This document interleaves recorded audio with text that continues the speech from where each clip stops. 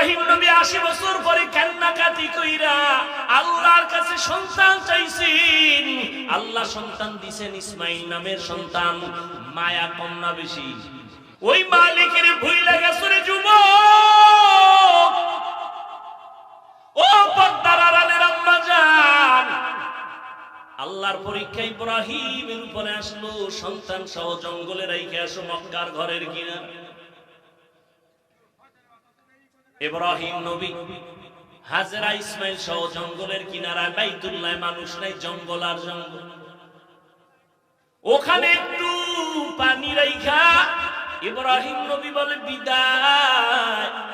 শিশু বাচ্চা আর একজন নারী, আর কেউ নাই। পুরা চতুর্পার্শ্বে জঙ্গল, আলো নাই, বাতাস নাই, খানা নাই, পানি নাই।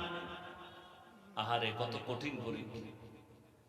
ও আম্মা জানেরা, হাজেরা যখন দেখে ইব্রাহিম চলে যাইতেছে, আরে এই জঙ্গলে আমি একা একটা শিশু বাচ্চা নিয়ে কামগো রাইখা কই যান?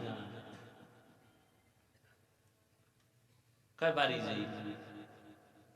কামনে আমগো যে রাইখে গেলেন, এটা কি আমনে বিবি? তো আরো একজন আছে না, তার সারা, ইব্রাহিম নবীর বিবি সারা, প্রথম বিবি, পৃথিবীর শ্রেষ্ঠ সুন্দরী সারা। তার সাথে আবার কোন রাগটা করে রাইখা গেলেন? ইব্রাহিম নবী বলে আল্লাহ পাকের হুকুম। দেখেন, বলা মাত্রই আম্মা জান হাজেরা আলাইহিস সালাম চোখের পানি ছেড়ে ইব্রাহিমের হাত ধরে কাঁদলেন আর বললেন, পয়গম্বর, আমার মালিক যদি অর্ডার করে কোনো দুঃখ নাই, আমি রাজি হয়ে গেলাম। আমি হাজেরার কোনো খবর নেওয়া লাগবে না।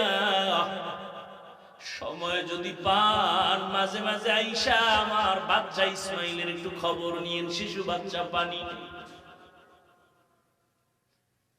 ইব্রাহিম নবী আল্লাহর পরীক্ষার সামনে হাজির। পাহাড়ের উপরে উঠে নিচে নামছেন, সন্তানের ইসমাইলের রাইখা চলে গেলেন। পাহাড়ের নিচে নাইমা হাত উঠাইয়া দোয়া করলেন, রব্বানা ইন্নী আসকানতু মিন যুররিয়াতি বিওয়াদিন গায়রি যি যারইন ইনদা বাইতিকাল মুহাররম।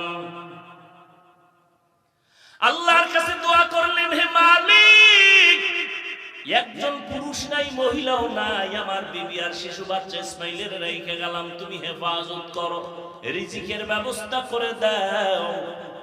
দোয়া করে চলে গেলেন, আর খবর নাই। আল্লাহর অর্ডার নাই, আল্লাহর পরীক্ষা। এটা কেমন কঠিন চিন্তা করেন তো।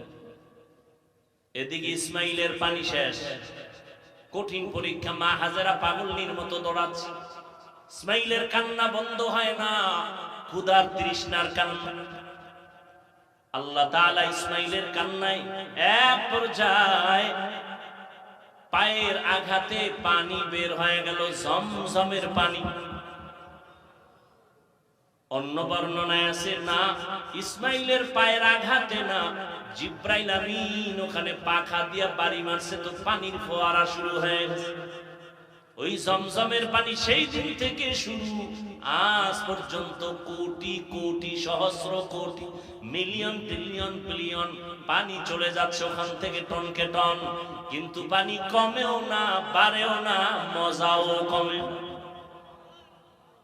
সাহাবায়ে কেরাম একদিন জিজ্ঞাসা করেছিলেন, ও নবী, জমজম কূপের তলা কই? রহমতের নবী বলেন, জমজম কূপের তলা হলো হাউজে কাউসারের সাথে।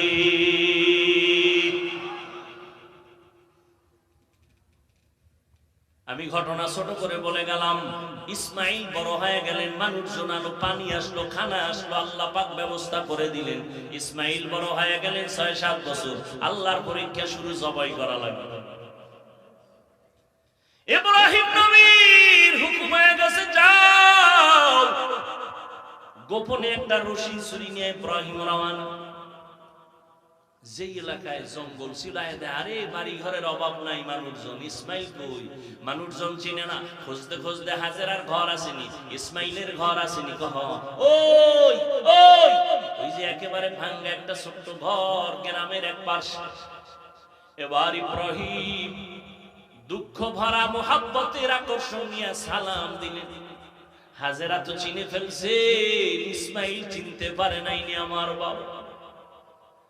বহুদিনের দূরত্বের মোহাব্বতের ঢেউ হাত বাড়ায় কয় বাবা আসো। ইসমাইল চিনতে পারে না, কোলে আসতে চায় না, আমি তোমার বাবা ইব্রাহিম। মা হাজেরা আনন্দে কোলে উঠায় দিল। ইব্রাহিম আবার কয় মায়া নিয়ে আবার গাঢ় হইয়া যায় আমার উপরে, তো একটা কঠিন পরীক্ষা জবাই। দেরি না কইরা কয় বিবি হাজেরা সময় নাই, মালিকের দাওয়াতে যাব, ইসমাইলের সাজায়া দাও। মা হাজেরা খুশি, দুনিয়ার কোন বাদশা দাওয়াত দিছে আমার সন্তানের নিয়ে যাবে, মনের মতো সাজাইয়া গোসল করায় দিলেন। যাও বাবা ইসমাইল বাবার সাথে দাওয়াতে। কিন্তু এটা যে আল্লাহ মালিকের দাওয়াত মা হাজেরা বুঝতে পারেন। ওই মিনা বাজারে যখন মিয়া হাজি, এখন যেখানে হাজি সাহেবরা কোরবানি দেয় হজে যাইয়া ওই মিনা বাজার, ইসমাইলের দাঁড় করায় কয় কেমন সন্তান আল্লাহ দিল, একটু পরীক্ষাটা কইরা নেই জবাইয়ের আগে। এবার ডাক দিয়ে কয় ইসমাইল ইন্নী আরা ফিল মানাম আন্নী আযবাহুকা ফানজুর মাযা তারা। আমি স্বপ্নে দেখলাম তোরে জবাই করতেছি, বলো বাবা তোমার মতামত কি? দেখছেন নি বাচ্চাটা সঙ্গে সঙ্গে বলে ইয়া আবাতি ফাল মা তুমার। আব্বাজান আপনি যা দেখছেন তাড়াতাড়ি পালন করেন, আমারে জবাই করে ফেলেন। তবে আপনার ভয় নাই, আমি অধৈর্য হব। সাতাজিদুনি ইনশাআল্লাহ, ইনশাআল্লাহু মিনাস সাবিরিন।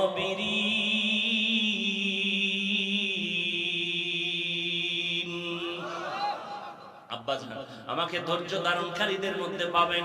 চিন্তা করেন বাবা কইতেছে তোরে দেখছি স্বপ্নে জবাই করতেছে, তো বলা দরকার আব্বা স্বপ্ন কি দেখলে এটা করা লাগে না। যদি অর্ডার হইতো আল্লাহ ডাইরেক্ট কইতো জিবরাইল পাঠায় তাহলে এক কথা ছিল, কিন্তু ইসমাইল বলে আব্বা তাড়াতাড়ি করে, আল্লাহ যদি হুকুমটা ফিরাইয়া নেয় তো বরকত থেকে বঞ্চিত হয়ে যাবে, তাড়াতাড়ি করে। আমি ইনশাআল্লাহ ধৈর্য ধারণকারীদের মধ্যে আছি। পরীক্ষায় পাশ করতে হলে কি লাগবে? ধৈর্য। আব্বা জান আমি ধৈর্য ধারণকারীর মধ্যে আছি, তবে একটু দুঃখ অন্তরে আছে। আব্বা কয় কি?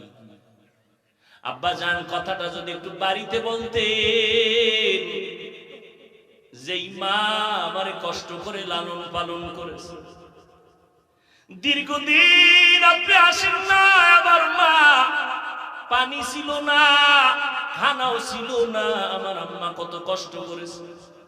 বাড়িতে বৈশা যদি বলতেন মায়ের থেকে একটু বিদায় নিতাম। মা বলে দিছেন দাওয়াতে আসছে। আপনি বাড়ি যাওয়ার পরে যদি দেখে আমার ইসমাইল নাই, আম্মা জান বেহুশ হয়ে যাবেন রে বাবা। বলেন নাই দুঃখ করে লাভ নাই। বাড়ি যখন যাবেন আমার আম্মা জান না পায় কাঁদবেন, আপনি রাগ করবেন। আমার রক্তের জামাটা আম্মা জানের কাছে দিবেন আর আমার সালাম দিবেন আর দোয়া করতে বলবেন। আব্বা জান জবাই করার আগে আমারে আপনি রশি দিয়া হাত পাও বেঁধে নেন, আপনার চক্ষু দুইটাও বেঁধে নেন, কারণ জবাই করার সময় যদি ছুরি চালাইতে গিয়ে আমার দিকে নজর লাগে, মায়ার কারণে জবাই করতে পারবেন না, আল্লাহর পরীক্ষায় ফেল হয়ে যাব। তাড়াতাড়ি চক্ষু বেঁধে নেন, আমার হাত পাও বেঁধে নেন। ধৈর্য বড় কঠিন এক সম্পদ।